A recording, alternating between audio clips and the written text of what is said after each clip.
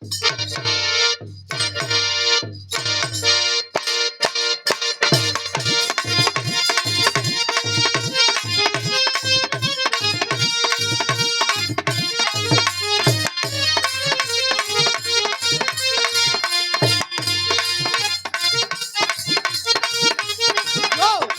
कर गुनाह हम कइले बानी, आज ले तोहार फोटो, आज ले तोहार फोटो अरे जवान धोइले बानी, आज ले तोहार फोटो।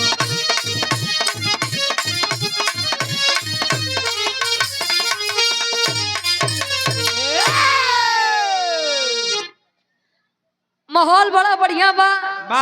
आज के जनरेशन वाले लोग यानी बड़े भैया लोग भी बैठे हैं और पूज्य गार्जियन जी लोग भी बैठे हैं। आज के इस जनरेशन में क्या बदलाव हुआ है ये हम लोगों ने केवल सुना है, लेकिन आप लोग तो साक्षात उस बदलाव का प्रमाण है कि पहले के समय में क्या होता था और आज के समय में क्या हो रहा है। इतिहास से बिरहा बा। इतिहास का मतलब ये होता है कि निश्चित रूप से ऐसा ही निश्चित रूप से हुआ है। हम वेद में, हम रामायण में, हम महाभारत में टीका टिप्पणी कर सकते हैं, लेकिन इतिहास में नहीं टीका टिप्पणी नहीं कर सकते। क्या गुरु जी तनी इतिहास से बात उठे और हाथ जोड़ के निवेदन बाजे के सुने को तो आप लोग सुन लो, अब बीच में उठा बैठे ना हो। अब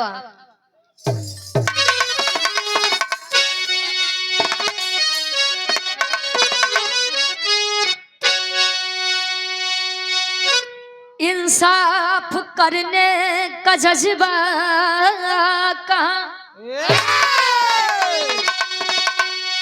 राजतंत्र में पहले जो होता रहा, दिन गुजरते गए सूरज ढलता गया, मानो मानो मानवता को खोता गया।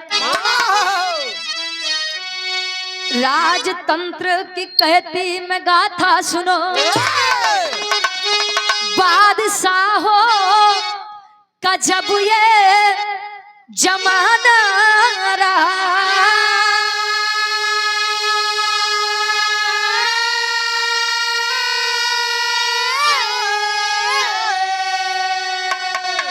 जहांगीर बैठे थे गद्दी पे अपने, रुचि इंसाफ का क्या फसाना रहा।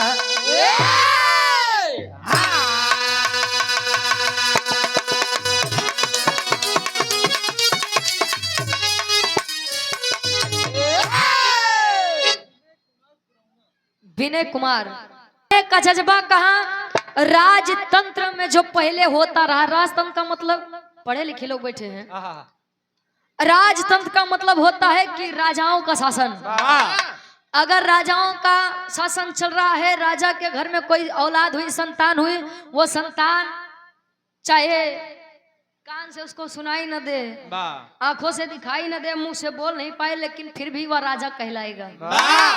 और ये आज के समय में आजादी के बाद हम लोग किस शासन में रहते हैं, लोकतंत्र। लोकतंत्र का मतलब जनता का शासन।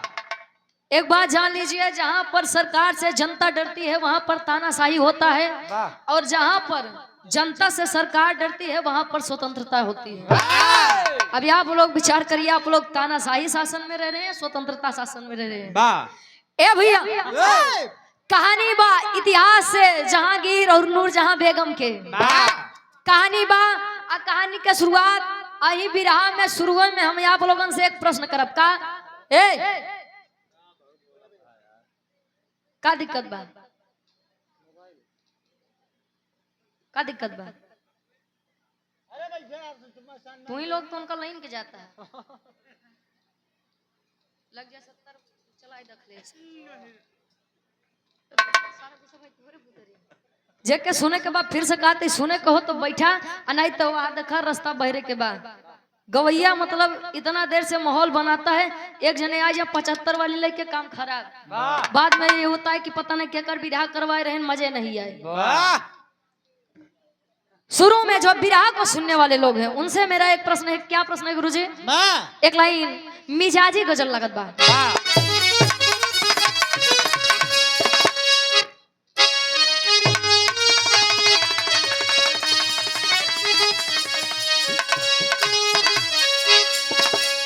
लड़की कहे का अरे तुम मेरे बाद तुम मेरे बाद मोहब्बत को तरस जाओगे। तुम मेरे बाद मोहब्बत को क्या बात है?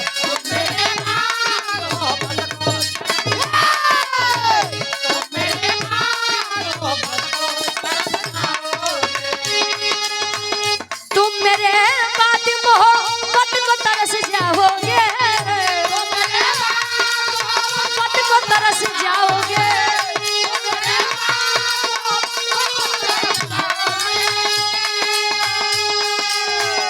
तुम मेरे बाद मोहब्बत को तरस जाओगे। अजनबी शहर है, अजनबी शहर है, चाहत को तरस जाओगे। अजनबी शहर है, चाहत को तरस जाओगे।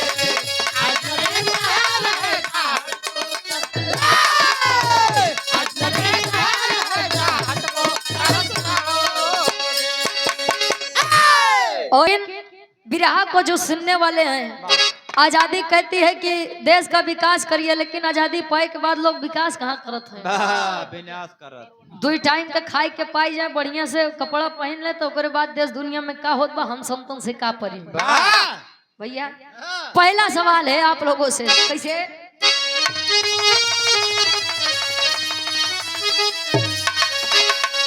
अरे राजा विद्वान,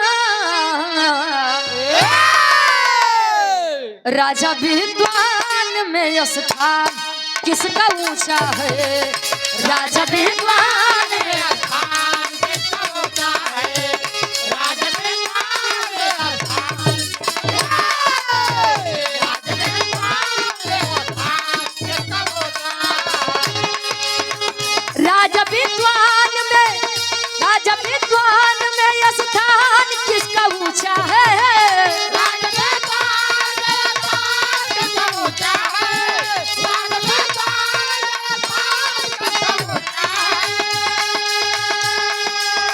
राजा विद्वान में स्थान किसका ऊंचा है? आज मैं कहती हूँ, आज मैं कहती हूँ सम्मान किसका नीचा है? आज मैं क्या बात है? आज मैं कहती हूँ सम्मान, आज मैं कहती हूँ सम्मान किसका नीचा है? राजा विद्वान में स्थान किसका ऊंचा है? आप लोग बताइए कि जो शासन चला रहे हैं उसे ज्ञान ही नहीं है कि समाज को कैसे खुश रखना है। लोग अपने ज्ञान के कारण पंडित होते हैं, ना कि कोई ऊपर से पंडित चमार पासी बन के क्यों नहीं आवत। संसार में जिसके पास ज्ञान है वो तो पंडित कहवाएगा, और जिसके पास ज्ञान नहीं है। गुरुजी आगरा में कहानी बा। आगरा में जब नूरजहां बेगम, जहांगीर का शासन था, कई लोग हैं जो मुसलमानों के खिलाफ बोलने से दुनिया भर के नाम बतावत है। मुझे आप बताइए कि अगर भारत देश में मुसलमान रह रहे हैं तो अपने हक और अधिकार की बात करने क्या पाकिस्तान जाएंगे? ए भैया, नूरजहां बेगम जहांगीर की सबसे खूबसूरत बेगम थी। ऐसी खूबसूरत पत्नी थी जिनको अभी तक किसी ने बेनकाब नहीं देखा था। हालांकि देखा पहले के राजा 2-3 रानी रखे हैं, आज के रानी 2-3 राजा रख लेते हैं। अच्छा तहार वाली ठीक बा। ए भैया, अच्छा नूरजहां बेगम के जहांगीर बादशाह बड़ा प्रेम करें। नूरजहां बेगम छत पे खड़ी हैं, बाहर का नजारा देख रही हैं, मौसम देख रही हैं। अत्तले जहांगीर बादशाह आकर के पीछे से अखबारी में भरत है। अत्तले एक बात कहते हैं ना खूबसूरती देख के का गुरुजी एक लाइन गीत लगत बा।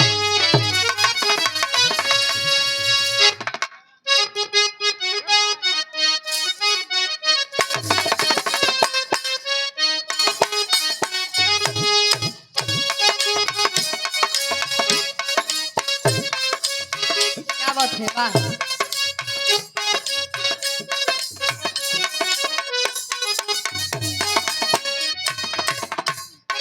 ये हमारे गुरुजी संकेत करते हैं, बड़ी पुरान गीत बा। लड़की कहे का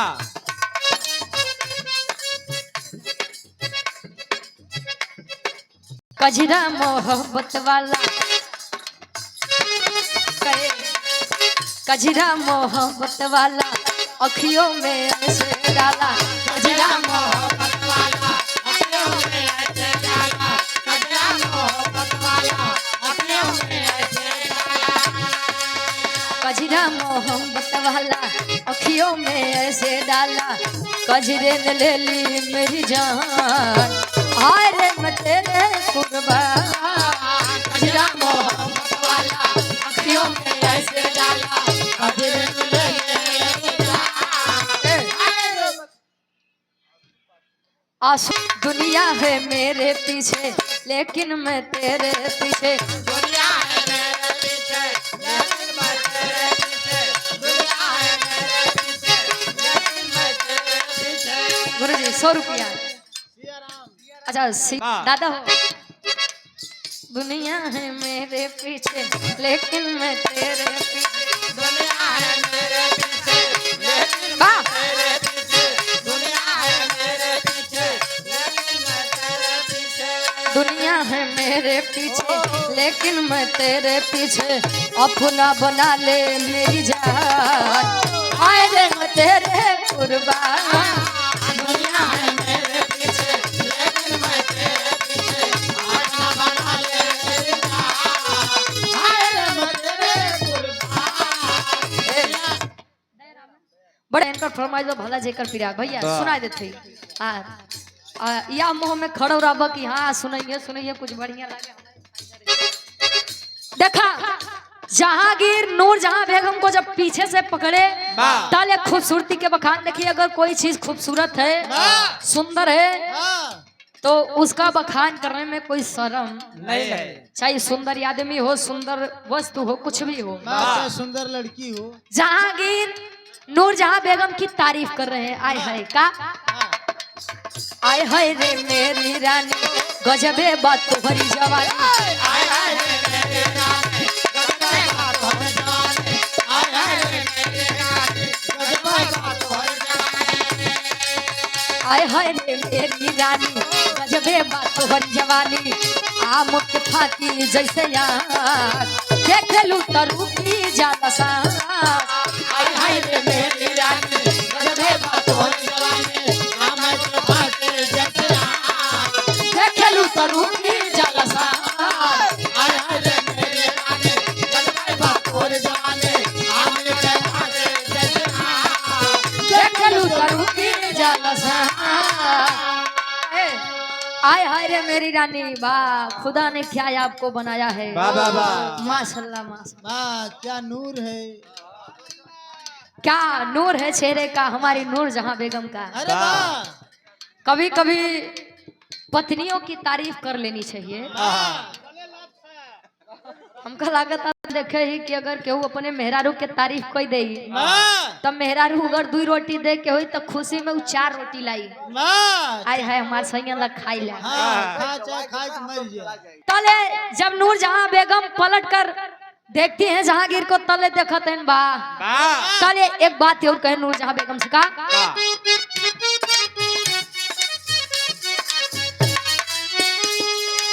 हिरनी के जैसे रानी चल जोरदार बाटे। हिरनी के जैसे रानी चल जोरदार बाटे।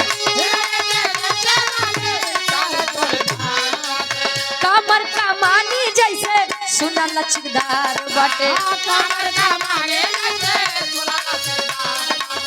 कमर कमानी जैसे सुना लचकदार बाटे।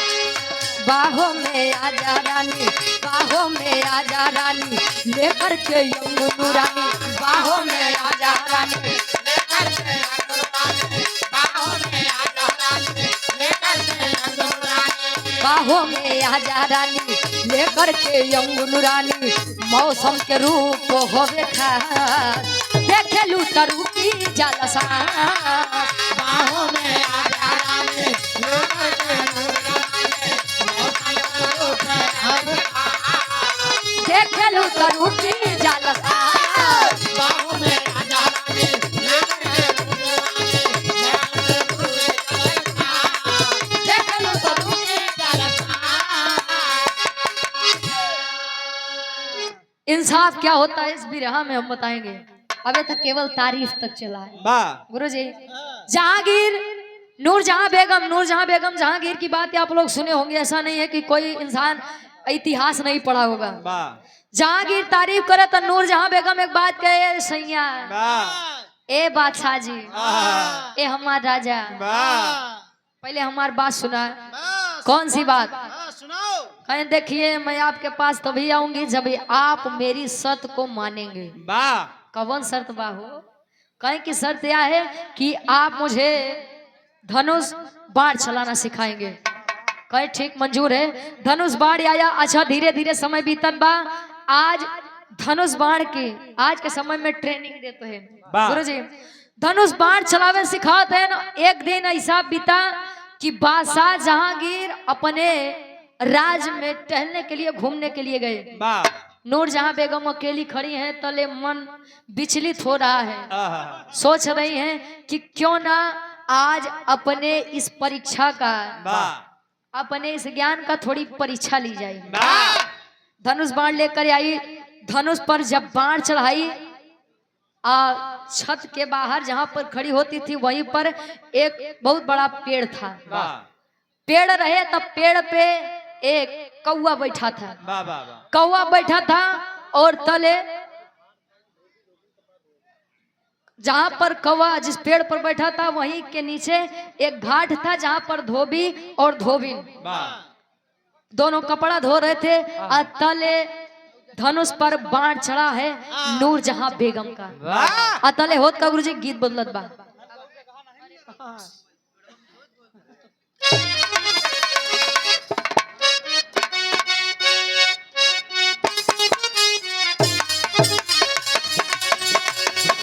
कोनो देवर बतावे मंजीत भैया तोरे लायक बात बा। देवर के दूर दूर ना कहे, देवर के दूर दूर ना,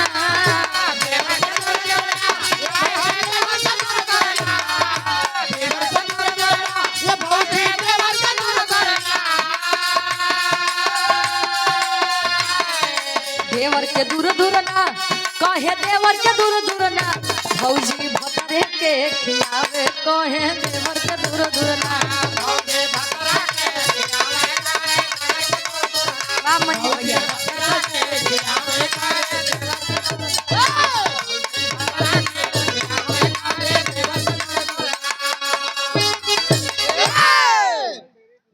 तले ध्यान देंगे जहांगीर अपने राज दरबार महल में नहीं है। तले नूरजहां बेगम अपने छत पर खड़ी धनुष पर बाण जैसे चढ़ाती है। तले करत ही का वही कौवा पे निशाना साध होता है का।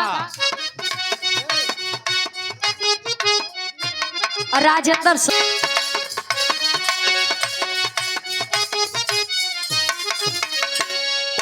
मारे बेगम जी बनवा, मारे बेगम जी, मारे बेगम जी बनवा, मारे बेगम जी, मारे बेगम जी ओ बनवा, मारे बेगम जी, मारे बेगम जी बनवा, मारे बेगम जी, संगवा रहले ना सजनवा बनवा, मारे बेगम जी, संगवा रहले ना सजनवा बनवा, मारे बेगम जी, संगवा रहले ना सजनवा बनवा, संगवा रहले ना सजनवा बनवा, मारे बेगम जी। बाण चला रही है कौवे के ऊपर। जैसे ही ऐसा धनुष से बाण जैसे ही छूटा, बाण कौवा आहट सुना और कौवा उस वृक्ष से उड़कर चला गया। और तले वही बाण, अच्छा बाण छूटा है तो कहीं न कहीं जाकर लगेगा ही। बाण छोड़ी है और जहां पर धोबी और धोबिन तालाब के किनारे कपड़े को धो रही हैं और तले वही बाण आकर के उस धोबी के सीने पर लगता है। उस पत्नी से पूछिए जिसके आंखों के सामने उसका पति अपने दम को तड़प तड़प के तोड़ दे। पत्नी का प्रेम, पत्नी का मोह सबको है और पति का मोह, पति का प्रेम सब नारियों के अंदर भी होता है। जो पतिव्रता नारी है और जो लड़का केवल एक लड़की पे निर्भर बा। ए भैया, बाण जब आया धोबी के सीने पर लगा, आए है वह धोबिन बेचारी तड़प गई कि साहब मेरे तो केवल आप ही जो थे, मेरे आराध्य, मेरे स्वामी, मेरी जीने की आखिरी वजह केवल आप ही थे और आप ही मुझे ऐसे छोड़ के नहीं जा सकते। तले वो धोबिन देखत बा कि बाण आए कहां से, अच्छा बाण देखत बा तो राज दरबार से बेगम साहिबा की तरफ से जब आया तले वह धोबिन, वह लाचार बेचारी अपने पति की लाश को लेकर के राज दरबार के बाहर खड़ी है। तले होत का गुरुजी टेरी के भाव में कवि जी लिखते हैं।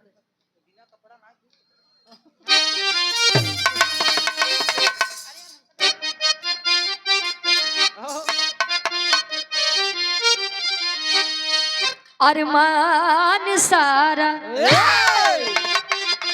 अरे धूमिल होई गवा, अरे अरमान सारा अब धूमिल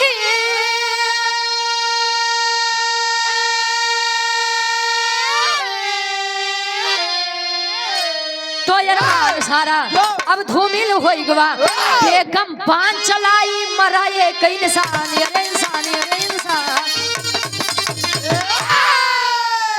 बेगम बाण चलाई मरा एक इंसान, अरमान सारा धूमिल हो गया। अरमान फिर गया निशानेबाजी देखत नहीं कि कौआ के मारब, लेकिन कौआ के बजाय एक इंसान को जब लगा, वह बेचारी दुखियारी धोबिन खड़ी है साहब दरबार के सामने। राज दरबार लगा है, हिम्मत नहीं है कि इतने बड़े राजा के सामने मैं किस मुंह से जाऊं और कैसे कह दूं कि मेरी पति की जान लेने वाली और कोई नहीं बल्कि आपकी पत्नी नूरजहां बेगम है। अच्छा हिम्मत करके आइए, हाथ जोड़ करके दंडवत प्रणाम करके बैठी है राज दरबार में और तले राजा बादशाह जहांगीर से रो रो के एक बात कहे। का कहे गुरुजी? बिरहा के आखिरी गीत लगत बा।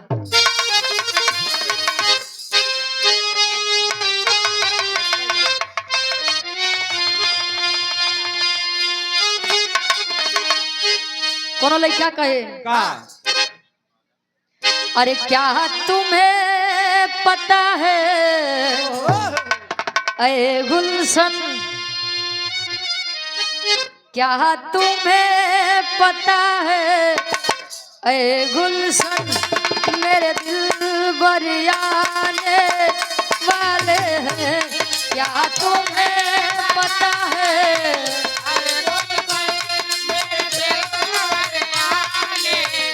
वाले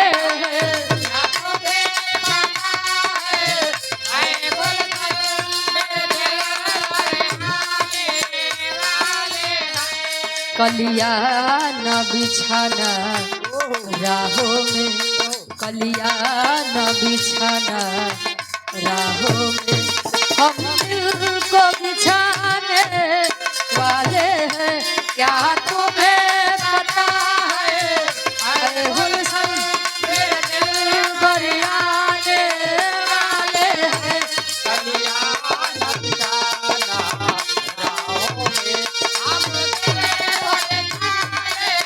वाले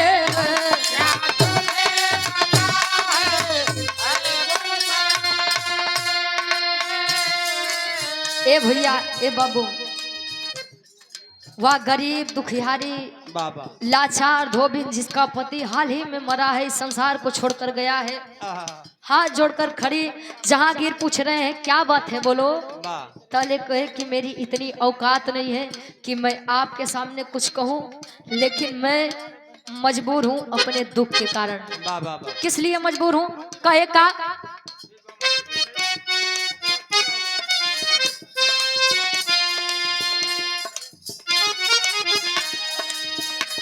क्या हुई खता है ऐसा हम, क्या हुई खता है ऐसा हम, अब मेरा कौन सहारा है। क्या हुई खता है ऐसा हम, क्या बात है?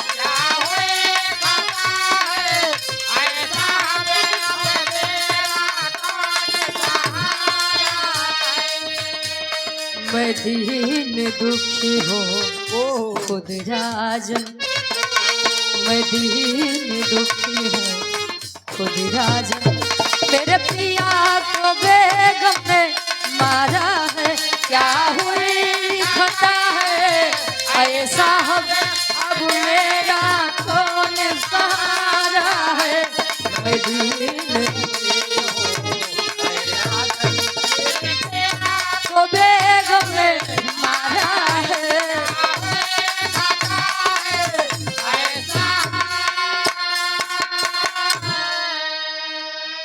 साहब मेरी क्या गलती है?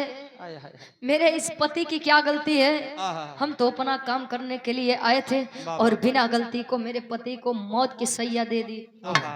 किसने किया?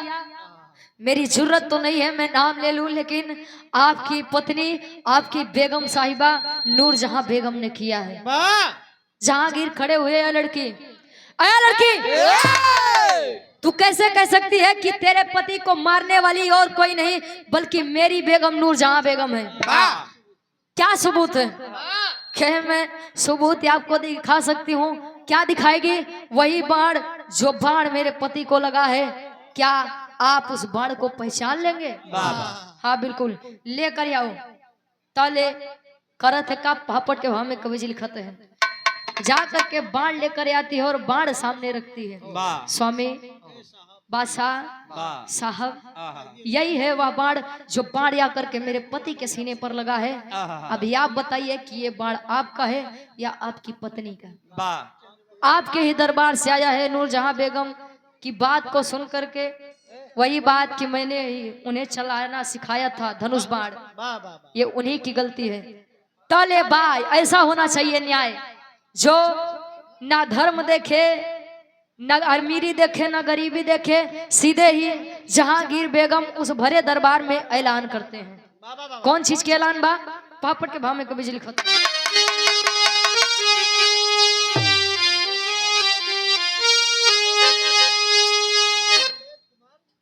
बड़े भैया कमलेश कुमार जी, अरे बोले बादशाह करूंगा इंसाफ साफ हर गलती का। अरे बोले बादशाह करूंगा इंसाफ, अरे साफ माफ हर गलती का। तब धनुष बाण को उठा लिए है हाथ साफ हर गलती का।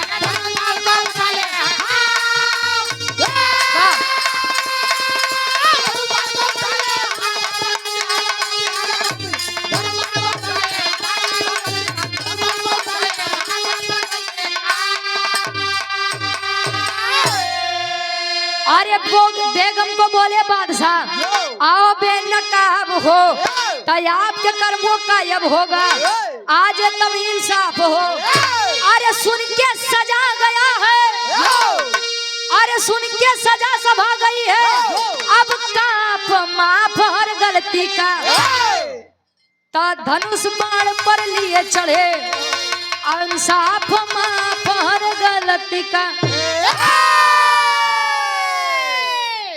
धनुष बाण को लिए ऐलान किए नूरजहां बेगम। सोचिए जिस नूरजहां बेगम को किसी ने बेनकाब नहीं देखा था, बारे इंसाफ बारे उस समय की मर्यादा, उन्होंने कहा कि नूरजहां बेगम आज आप मेरी पत्नी नहीं बल्कि आप इस गरीब लाचार दुखियारिन धोबिन की एक गुनहगार हैं। आप बेनकाब होकर के इस राज दरबार में आइए। खड़ी हैं। तले धोबिन कहे कि साहब मुझे कुछ नहीं चाहिए, लेकिन मुझे मेरे इस पति की बेकारण मौत का इंसाफ चाहिए। कहे देख बहन, तू अगर इसे मारेगी तो ये मरेगी, तेरे पति को इंसाफ नहीं मिलेगा। मैं चाहता हूं कि जो दर्द तुझ पे बीता है वही दर्द इसके ऊपर भी गुजरे। मतलब तले बीच दरबार में जहांगीर बादशाह ऐलान करत है उस धोबिन के सामने। का कहे, आल्हा के भाव में कवि जी प्रमाण देते हैं।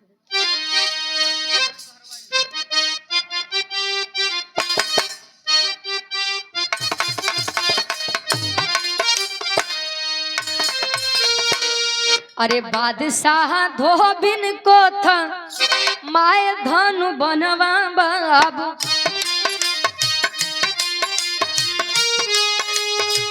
सामने खड़ा भइले सीनवा के तान। बोले मारा बान बहिनी हमरे छतिया पे बहिन। बहिन शब्द सुन के धोबिन छोड़ा दिहली बान। बोलली बहिनिया भैया गजब है विपत्तिया बाटे। नगर के राजा हवा तू ही महान। कहवा मिली न्याय ऐसा, कहवा बिरनवा भैया। रखिया बंधाई कई रखिया के साथ। इंसाफ हुआ। जहांगीर बोले कि धोबिन को बहन उठा धनुष बाण, इसको मारेगी तो ये मरेगी, इसको दुख नहीं होगा। दुख इसे तब होगा कि जब तू इसके पति यानी मुझे मारेगी। तुझसे तेरा पति छीना गया है और पति का दुख क्या होता है ये तू झेल रही है, वही दुख तू इसे भी महसूस करवा। मतलब कि बहन उठा के सामने उठा धनुष बाण और चला दे मेरे सीने पर। बहन शब्द सुन करके आय हाय धोबिन धनुष बाण नीचे रख देती है। भाई अभी तक तो मैं एक बादशाह के पास आई थी इंसाफ करने के लिए, लेकिन मेरे साथ तो विधाता ने गजब का खेल रचा है।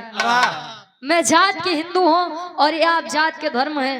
आपका धर्म मुसलमान है, मुस्लिम है, और फिर भी आप अपनी इस हिंदू बहन के लिए अपने आप को कुर्बान करने के लिए कुर्बान है।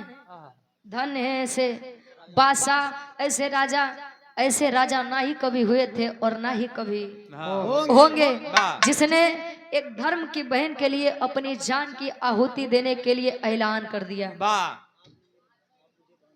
जाले इतनी बतियाऊ धोबिन कहे कि मैं मजबूर हूं। एक तरफ मेरा पति लेटा है, लाश, पति की लाश लेटी है, पति की लाश बाहर है, और एक तरफ मेरा धर्म का भाई सामने खड़ा है। मैंने अपने पति को तो खो दिया, लेकिन अब इस धर्म के भाई को नहीं खोना चाहती भैया। तो ले जले इतनी बतिया सुने तो जहांगीर एक ऐलान उस राज दरबार में और करता है। क्या करे? आखिरी भाव खड़ी के भाव। शिवानंद बड़े भैया लीलापुर कला से गार्जियन जी के द्वारा इस भाव का सम्मान है 100 रुपए आशीर्वाद के चारी। आखिरी भाव खड़ी के भाव में कवि जी लिखते हैं का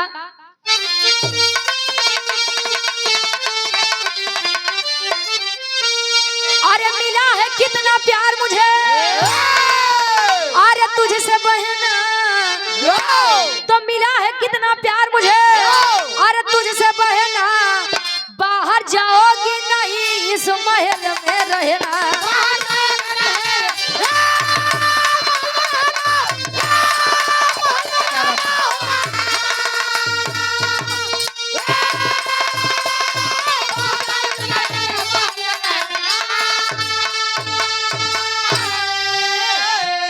बड़े भैया पप्पू भारतीय जी 100 रुपए आशीर्वाद के चारे की हम अपनी कला में कामयाब रहे। कहे अरे एक दिन कंधा हम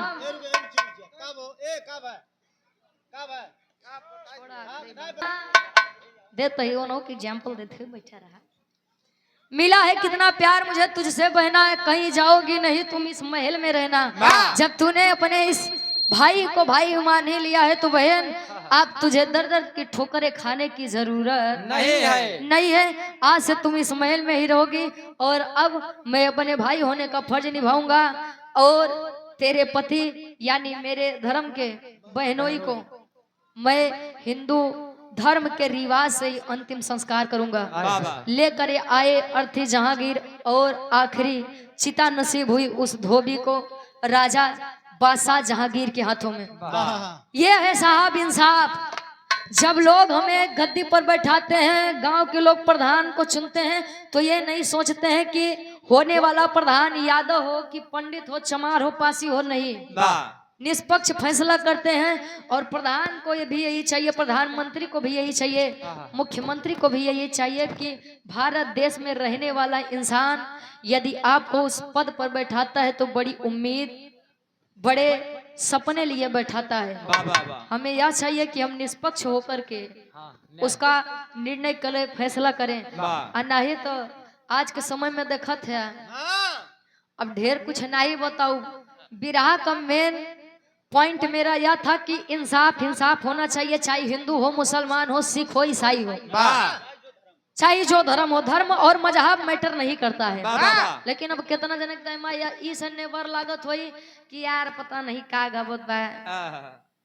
सही बात है। कोई लोग कहते हैं कि भैया प्रयागराज में केवल रामायण महाभारत गावा करें। हम पागल ढेर चीज समझावे की कोशिश कर दी थी।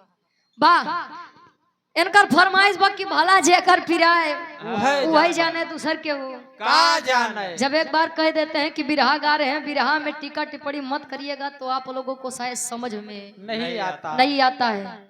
जाए के बाद कितना धुन तज गाऊ केहू नहीं सोची, कठी बिरहा गाए रहे दादा ओका मन नहीं सोची हाँ यार बिरहा गाए रही कुछ ठीक ठाक गाए रही, धुन तज में तू लोग परेशान है। आवा एक लाइन उनका फरमाइश ले लेते घर मालिक साहब आज मंच पे कार्यक्रम के समापन भी हुई। आओ